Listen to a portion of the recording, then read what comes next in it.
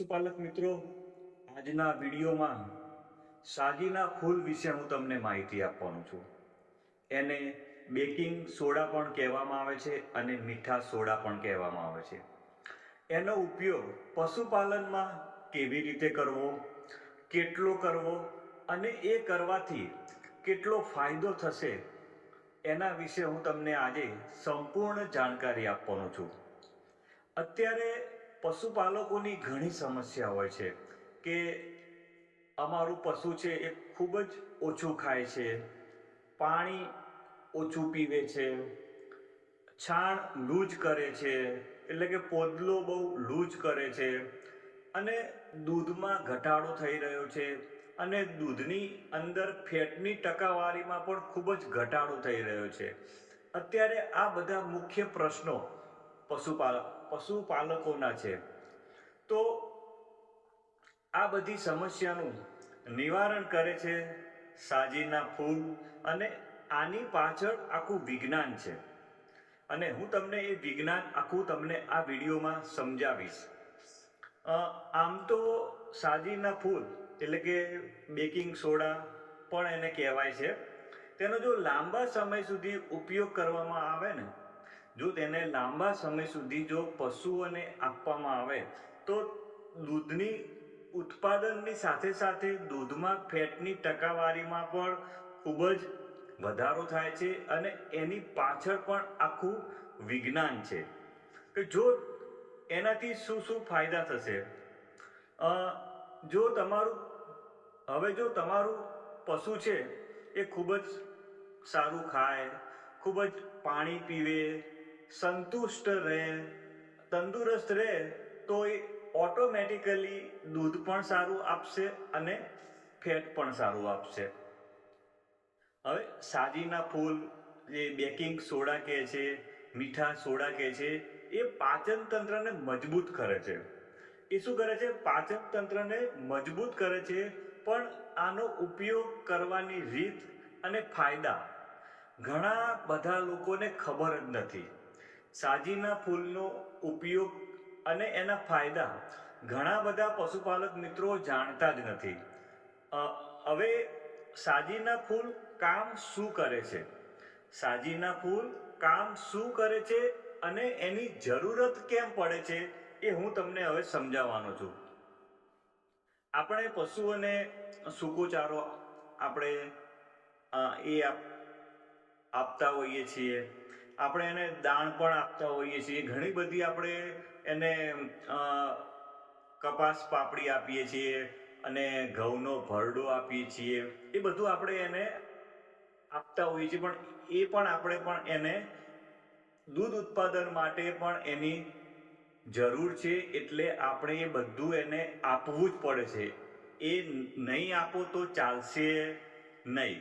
તો હવે હું તમને એમ કહું છું કે જે આપણે પશુઓને સૂકો ચારો આપીએ છીએ, દાણ આપીએ છીએ, જેના લીધે પશુના રૂમેન, હવે રૂમેન એટલે કે પશુનું જઠર, એના 4 ભાગ હોય છે. પશુના જઠરના 4 ભાગ હોય છે. એમાંનું પહેલું ભાગ જેને કહેવાય છે રૂમેન.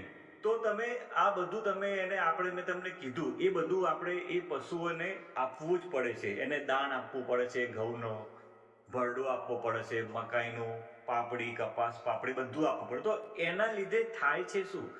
એના લીધે પીએચ એટલે કે રૂમેનનું જે પીએચ છે ને, એ 7 કરતા નીચે જતું રહે છે. અને એ 7 કરતા નીચે જાય છે એને એસિડિક પીએચ કહે છે. અને જેના લીધે એસિડોસિસ નામનો રોગ થાય છે, જેને આપણે કહીશું એસિડિટી પ્રકારનો રોગ થાય છે. અને એ રોગની અંદર શું થાય છે? આ રોગની અંદર તો પહેલા ફેટની ટકાવારી ઘટવાની ચાલુ થઈ જાય છે. પહેલા ફેટની ટકાવારી ઘટશે અને ધીમે ધીમે દૂધ ઘટશે અને પશુ ધીમે ધીમે ખાવાનું પીવાનું ઓછું કરી દે છે. અને પણ આ બધું કોઈ એકદમ જલ્દી થઈ જતું નથી. આ બધું થવામાં ટાઈમ લાગે છે અને આ બધું એકદમ ધીરે ધીરે થાય છે. હવે જ્યારે આપણા પશુ છે એની અંદર પીએચ લેવલ ઓછું થાય છે, એટલે કે એસિડિટી થાય છે. અને એ જે છે એના લીધે એના પેટની અંદર જે ખોરાકનું પાચન કરવાવાળા જે બેક્ટેરિયા હોય છે ને, એ બેક્ટેરિયાનો નાશ થઈ જાય છે અને એના લીધે પશુ ખાવાનું પીવાનું બધું બંધ કરી દે છે, દૂધ ઉત્પાદન ઘટી જાય છે અને ફેટની ટકાવારી પણ ઘટી જાય છે. હવે આપણે શું કામ કરવાનું છે? તો હવે આપણે એના જઠરની અંદર એસિડિટી ઓછી થાય અને પીએચનું લેવલ મેન્ટેન થાય એવું આપણે કામ કરવાનું છે. તો આપણે સાજીના ફૂલ, બેકિંગ સોડા કે મીઠા સોડા, બધું એક જ નામ છે, એની આપણને હવે જરૂરત પડશે. એની જરૂર કેમ પડે છે? તો એની જરૂર જઠરનું જે રૂમેન છે એનું પીએચ બેલેન્સ કરવા માટે અને એની એસિડિટી દૂર કરવા માટે સાજીના ફૂલની જરૂર પડે છે. તો આપણે એનો ઉપયોગ કેવી રીતે કરવો? તો એને આપણે દાણમાં સીધું, આપણે જ્યારે એનો ખોરાક બનાવતા હોઈએ છીએ તો આપણે એનો સીધો ઉપયોગ, આપણે જે ખોરાક બનાવીએ, તમે જો દાણ બનાવતા હોય તો દાણ, ઘઉંનો ભરડો બનાવતા હોય કે જે બનાવતા હોય, એની અંદર તમારે એને ડાયરેક્ટ દાણની અંદર નાખવાનું છે. હવે કેટલું નાખવાનું છે? તો રોજનું સવારે 25 ગ્રામ અને સાંજે 25 ગ્રામ, દિવસમાં 2 વખત 25-25 ગ્રામ એને આપવાનું છે. હવે આ આપવાથી શું શું ફાયદા થશે? હવે સાજીના ફૂલ આપવાથી કયા કયા ફાયદા થાય છે? તો મારો ધ્યાનથી સાંભળજો. તો પહેલો ફાયદો છે કે દૂધમાં ફેટની ટકાવારી વધે છે. ઘણા બધા લોકોના પ્રશ્ન હોય છે કે સાહેબ, મારે દૂધ તો આવે છે પણ દૂધમાં ફેટની ટકાવારી વધતી નથી. તો તમે જો એને સાજીના ફૂલ નિયમિત રૂપે તમે જો 25 ગ્રામ સવારે, 25 ગ્રામ સાંજે આપશો તો દૂધમાં ફેટની ટકાવારી વધશે. બીજું, દૂધ ઉત્પાદન પણ વધશે, દૂધની ક્વોન્ટિટી પણ વધશે. આ બીજો ફાયદો. ત્રીજો ફાયદો, પશુને ભૂખ વધારે લાગશે. ત્રીજો ફાયદો છે પશુને ભૂખ વધારે લાગશે, પશુ પાણી પણ વધારે પીશે. ચોથો ફાયદો, પશુ પાણી પણ વધારે પીશે.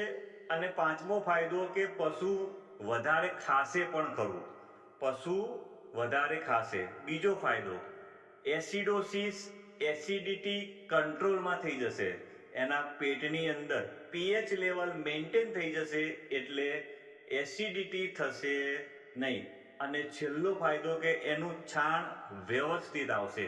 જે લૂજ જે છાણ આવતું હતું, જે પોદલો જે લૂજ કરતો હોય છે, એકદમ શેરી નાખતો હોય છે અને ઘણી બધી આપણે દવા કરાવીએ છતાં પણ એનું રિઝલ્ટ નથી મળતું, તો એનું કારણ છે એસિડોસિસ નામના રોગના કારણે. જો તમે સાજીના ફૂલ તમે પશુઓને રેગ્યુલર આપશો તો મેં તમને આ બધા ફાયદા કીધા, એ બધા ફાયદા થશે. તો મિત્રો, એની કિંમત કોઈ બહુ છે નહીં, એ તમને સસ્તામાં પણ મળશે અને તમને કરિયાણાની દુકાનેથી તમને સાજીના ફૂલ મળશે. તો લાવી દેજો અને દરેક પશુઓ હોય છે એને 25 ગ્રામ સવારે, 25 ગ્રામ સાંજે આપશો તો ચોક્કસ એના દૂધમાં ફેટની ટકાવારીમાં, એના ખાવામાં અને તંદુરસ્ત રહેશે પશુ. પશુ જો તંદુરસ્ત હશે તો એને કોઈ રોગ નહીં આવે અને સારું દૂધ આપશે, સારું ફેટ આપશે. તો તમને મારો વિડીયો સારો લાગ્યો તો લાઈક કરવાનું ભૂલતા નહીં. Thank you.